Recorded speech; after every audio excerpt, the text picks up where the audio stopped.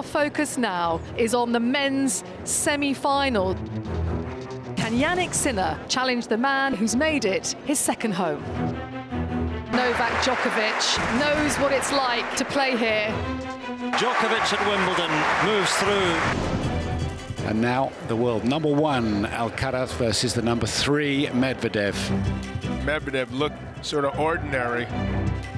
Carlos Alcaraz is the world's number one player. Novak Djokovic awaits in the final. Seeds 1 and 2 are through to the final.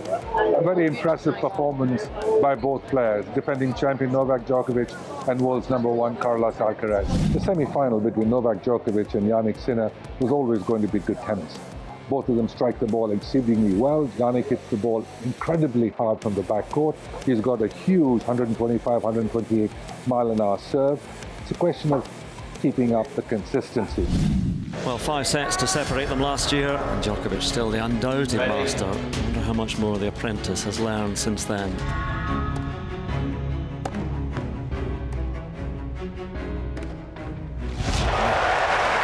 Well, first game, first opportunity for Sinner here. That first game seemed to have made a lot of difference. He was down 2 break points in the first game of the match. And had he lost that first game and given Jannik Sinner an early break, things could have been a little different in the early stages of the match. Well, he's creating opportunities in the Djokovic serve.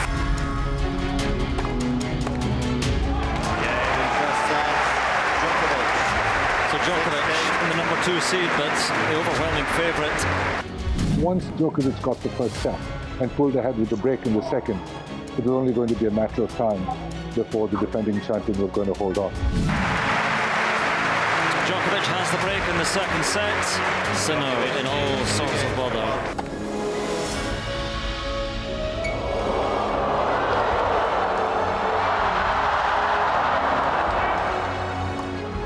That is wonderful. The noise for Jannik Sinner. Well, they're cheering most of the points that he wins. They're willing him to come back into this, but that one was for the sheer brilliance of it. Second set. Longest road back remains for Jannik Sinner now. Djokovic in control in centre court. But there was a moment that could have turned into a real hiccup for Djokovic at 4-5, 15-40 in the third set. Had he lost the third set and pushed into a fourth, the momentum swing could have been there. Needless to say, Djokovic was still in the driver's seat.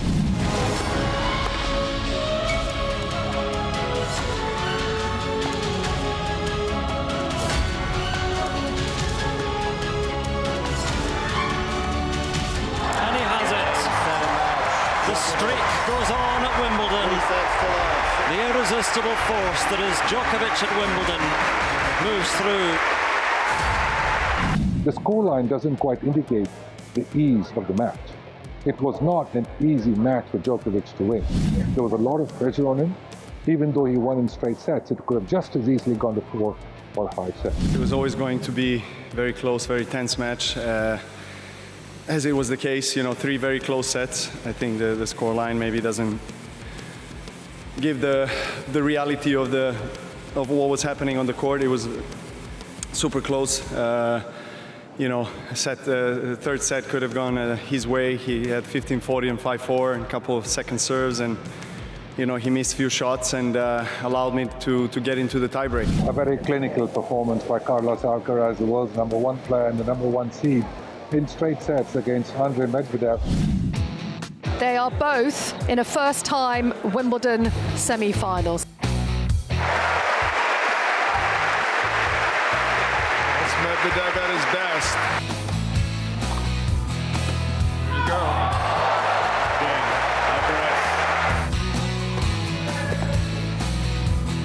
That's a fourth, which has escaped. He takes a 1-set lead. He fancies a showdown on Sunday with Novak Djokovic.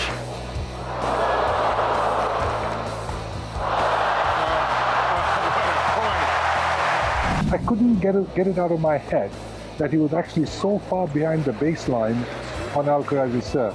It gave Alcaraz all the opportunities to either serve and volley, come in, hit the shot forehands, and create the openings, attack from the baseline.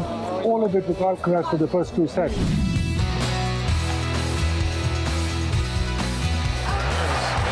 a set away from a Wimbledon final to delight on Sunday. The third set, Medvedev started to do something a little bit more different, but by that time it was too late. There were several breaks of serve in the third set, and just when it looked like it might get into a fourth set, Medvedev dropped the serve again, and Alcaraz was able to close it out.